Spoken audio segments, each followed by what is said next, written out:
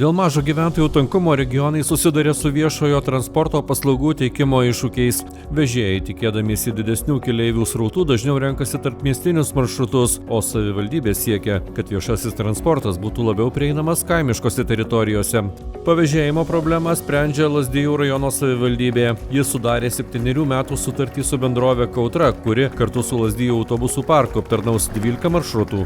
Dideliame mūsų rajone labai svarbus susisiekimas ir įsisenėjusi susisiekimo problema buvo labai svarbu, kad būtų sprendžiama. Visų pirma, visi kalbėjome ir siekėjome, kad Lazdijų autobusų stotis būtų patogi, kad iš jos vykti ir joje laukti būtų patogu ir be abejo siekėme, kad autobusai būtų patogūs, nauji, modernūs, kad tvarkaraščiai būtų atitinkantys gyventojų lūkesčius ir šiandien galime sakyti, kad didelę bėdą išsprendėme ir šiai dienai turime kuo džiaugtis. Prieš daugiau nei metus Lazdijuose atidarytoje naujoje autobusų stotyje nuo šiol kursuos ir naujas rajono simbolika papuoštas viešasis transportas. Iš viso gyventojus vežios 12 šiuolaikiškų elektravaromų autobusų, 6 altas mikroautobusai galintys vežti iki 22 keleivių ir dar 6 didesni, 54 vietų autobusai.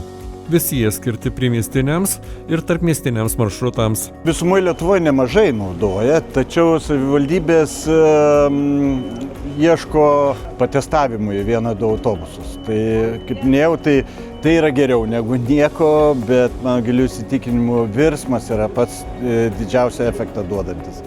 Tai kaip ir šiuo atveju tai yra 12 autobusų. Geroji naujiena, kad Lazdijų autobusai Lazdijų rajone kaip kursavo, taip kursuos nemokamai. Iš Lazdijų autobusų stoties keleiviai bus vežami 12 krypčių. Nėra nutolusių, pamirštų kraštų. Kiekvienas gyventojas, kad ir kokiame rajono krašte jis gyventų, turi galimybę vykti ten, kur reikia, jam patogiu laiku, pasirinktų maršrutu, ar tai būtų Lazdijų autobusų parko, Kautros autobusas, ar tai būtų Lazdijai veža. Visi naujieji autobusai žemagrindžiai. Todėl patogų senjorams, žmonėms su judumo negalia ir tėvams su vaikų vežimėliais. Juose įrengtos specialios vietos neįgaliesiems. Keleivių saugumui sumontuotos vaizdo kameros, veikia GPS sistema, leidžianti realiuoju laiku matyti autobuso buvimo vietą. Patogesnį kelionį įrengtos USB jungtys išmaniesiems įrenginiams įkrauti bei moderni oro kondicionavimo sistema, užtikrinanti komfortą tiek vasarą, tiek žiemą.